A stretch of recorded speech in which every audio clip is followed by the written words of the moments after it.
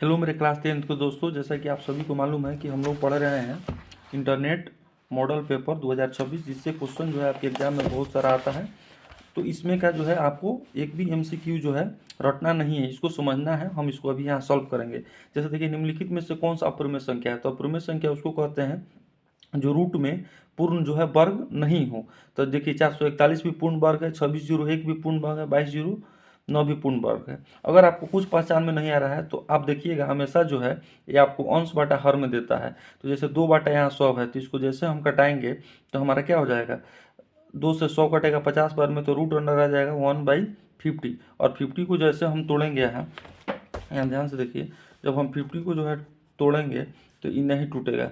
1/5 into 5 into 2, तो आपका 5 तो ये निकल जाएगा यहाँ पे, लेकिन आपका 1/2 जो है इसी में रह जाएगा, जो कि ये क्या हो जाएगा, अपर में हो जाएगा।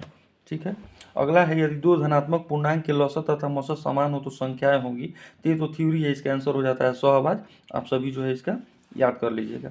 तीसरा है कि 0.001 को जो है हम लोग को बदलना है। तो देखिए 0.001 को हम लोग को जो है बदलना है, 3 गो जीरो है, बदलना है। तो हम क्या करेंगे, देखिए जिस पर संख्या रेखा रहता है पहले उस संख्या को लिखते हैं, तो 1। ठीक है।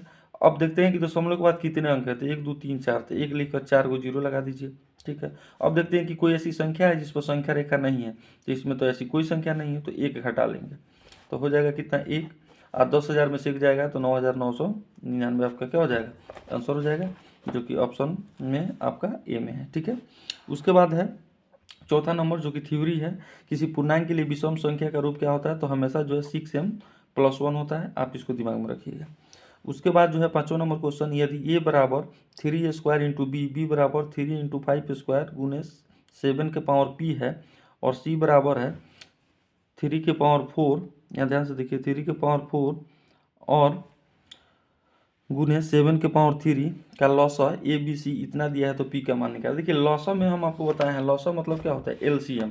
तो एलसीएम में जो है हमेशा जो है क्या लिया जाता है, हाईएस्ट जो है कॉमन फैक्टर जो है लिया जाता है। हाईएस्ट जो है आपका कॉमन फैक्टर जो है आपको लिया जाता है। तो एलसीएम का हाईएस्ट कॉमन फैक्टर लिया जाता है। तो यहाँ 3 के पावर 4 ये भी हाईएस्ट लिया गया है। इस सब में जो है फिर 5 के पावर जो है देखिए यहाँ 2 है, तो इसमें भी जो हाईएस्ट लिया गया है। तो 7 के पावर 4 है और यहाँ 7 के पावर पी है, तो यानी पी का वैल्यू कितना हो जाएगा, 4 हो जाएगा। यानी 7 के पावर पी 4 हाईएस्ट था, तभी जो है इसको लिया गया है, इसीलिए 7 के पावर पी यानी पी का वैल्यू कितना हो जाएगा, 4 हो जाएगा। यहाँ देखिए 6 का जब देखिएगा तो 3 है रूट अंडर 81 का परमेयकारी गुणक जो है आपको निकालना है। तो परमेयकारी गुणक निकालने के लिए हम क्या करते हैं, 81 को जब हम तोड़ेंगे तो 81 जब, यहाँ देखिए ध्यान से, जब 81 जो है प्यारे बच्चों टूटेगा तो ये कैसे तोड़िएगा, आप कहिएगा सर 3 इंटू 3 इंटू 3, 3 दिया 9, 9 तिया 27, 27 दिया 81। तो ये तो जो है आपका 3 गो मिलकर, क्योंकि यहाँ क्यूब रूट है, क्यूब रूट है, तो ये 3 गो जो है सेम रहेगा तो बाहर निकल जाएगा। तो बाहर निकल गया 3 और यहाँ बच गया क्यूब रूट कितना, 3। तो परमेयकारी जो है गुना कौन, यानी गुना किससे हो रहा है, 3 से हो रहा है, इसीलिए इसका आंसर क्या हो जाएगा, 3 हो जाएगा। ठीक है।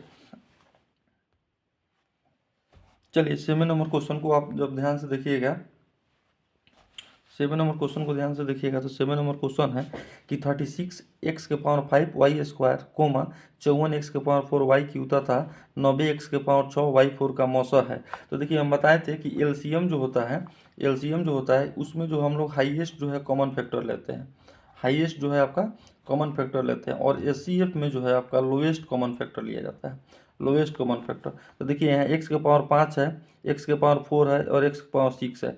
ठीक है। तो इसमें सबसे छोटा कौन है, x के पावर 4, तो हम x के पावर 4 लेंगे ना, इसमें x के पावर 4 है, चलिए ठीक है।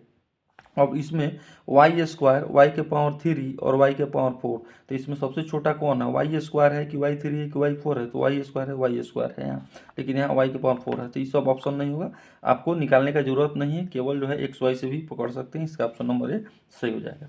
अब देखिए यदि 1440 बराबर 2 के पावर पी इंटू 3 के पावर क्यू इंटू 5 के पावर आर हो, तो P plus Q minus R equal to क्या।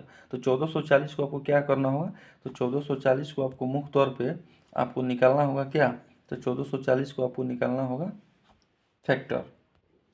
आइए हम 1440 का जो है मुख्य रूप से फैक्टर निकालते हैं। तो 1440 का मुख्य रूप से फैक्टर निकालेंगे तो कितना हो जाएगा, 2 से कीजिए तो ये हो जाएगा आपका 720, ठीक है, 720। फिर 2 से कीजिए, 2 तिहाई 6, ठीक है, 12, 2 छक 12, 360। फिर 2 से करेंगे तो कितना हो जाएगा 180। फिर 2 से करेंगे कितना हो जाएगा 90। 2 से करेंगे 45। 3 से लगाएंगे यहाँ पे कितना हो जाएगा 15। फिर 3 से लगाएंगे कितना हो जाएगा 5। फिर इससे लगाएंगे कितना हो जाएगा 5। यानी 1 2 3 4 5। तो 2 के पावर यहाँ क्या लिख सकते हैं, 2 के पावर यहाँ लिख सकते हैं 5, ठीक है। 2 के पावर हम 5 लिख सकते हैं, गुना 3 का वो है 2 है तो 3 का स्क्वायर गुने 5 का वो है 1 है तो 5 के पावर 1। तो कह रहा है P + Q - R। तो इसको जोड़िए, 5 2 7, 7 में से 1 जाएगा, कितना बचेगा 6 बचेगा, ठीक है, यही ना है। तो आपका यही ना P + Q - R। तो जोड़िए 5 2 7, घात को 5 2 7 यहाँ जोड़ कर देखिए, 5 2 7 और 7 में से वो घटाना है आपको, तो कितना हो जाएगा 6 हो जाएगा। इसीलिए इसका आंसर कितना हो जाएगा आपका 6। तो ये फैक्टर पर बनने वाला था, इसका आंसर हो जाएगा 6। अब 9वां नंबर देखते हैं। इसका दशमलव प्रसार जो है किसका अशांत है, तो उसको चेक करने के लिए हम क्या करेंगे, तो हम फॉर्मूला बताते हैं P = 2 के पावर n × 5 के पावर m।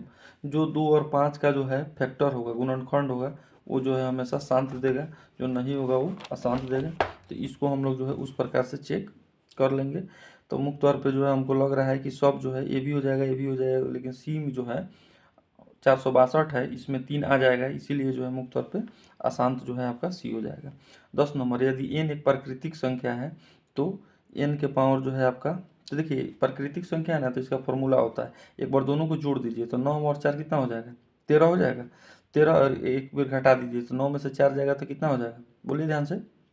तो आपको कहिएगा सर 5, तो 5 और 13 इसका दोनों जो है आपका क्या हो जाएगा, आंसर हो जाएगा, ठीक है।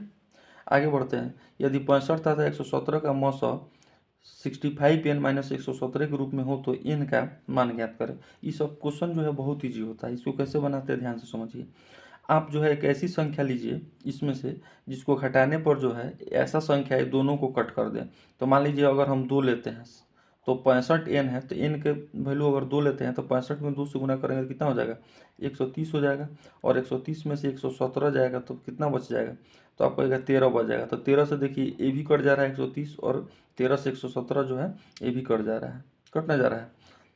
13 का पढ़ा जब 9 बार पढ़ेंगे तो इसीलिए इसका आंसर कितना हो जाएगा, C = 2 हो जाएगा। चलिए अब 12 नंबर जो है क्वेश्चन देखिए, कह रहा है कि 141 बटा 120 का दशमलव प्रशांत कितने दशमलव के बाद जो है शांत होगा। तो ये जो है आप इसको डिवाइड देकर आप चेक कर सकते हैं, ये आपका बन जाएगा। 13 नंबर क्वेश्चन देखिए, बहुपद Px और Qx का मौसा इतना है और Px और Qx हो सकते हैं। तो देखिए ये दोनों का मौसा है, मौसा मतलब क्या होता है, एक कॉमन फैक्टर है। तो कॉमन फैक्टर यानी दोनों में एक कॉमन होना चाहिए। तो यहाँ से देखिए 3 में 2 से गुना करेंगे तो 6x हो जाएगा, और यहाँ हो जाएगा -9। और यहाँ देखिए ऑलरेडी जो है ये 6x यहाँ जाएगा, और इसमें 6 तिरका 18 जो है गुना करेंगे, यहाँ 18 6 दूना 12, तो उसमें भी कॉमन 6x - 9 है, यानी इसका आंसर क्या हो जाएगा, डी हो जाएगा। यानी कॉमन खोज लिया जाता है तो ये बन जाता है। इसमें से कह रहा है कि कौन सा जो है बीजीय व्यंजक बहुपद नहीं है। तो बहुपद नहीं है, तो बहुपद नहीं होने का मैं कंडीशन पढ़ाया हूँ। अगर आप बहुपद का थ्योरी नहीं देखे हैं तो वहाँ जाकर देख लीजिए, प्ले लिस्ट में पढ़ा हुआ है। अगर जो है उसका जो है देखिए अंश, ऐसे समझिए अंश बटा हर, तो कभी भी जो है उसका हर जो है वेरिएबल नहीं होना चाहिए, यानी x y z नहीं होना चाहिए। इसका हर जो है कभी भी रूट में नहीं होना चाहिए, रूट में x, रूट में y, रूट में z नहीं होना चाहिए। कभी भी जो है वेरिएबल का जो है घात जो है ऋणात्मक नहीं होना चाहिए। ये तीनों शर्त अगर आपको याद है तो आप जो है बहुपद पकड़ लेंगे। लेकिन यहाँ देखिए रूट अंडर क्या हो जाएगा, y हो जाएगा। मैं अभी बताया हूँ कि रूट में x y z नहीं होना चाहिए।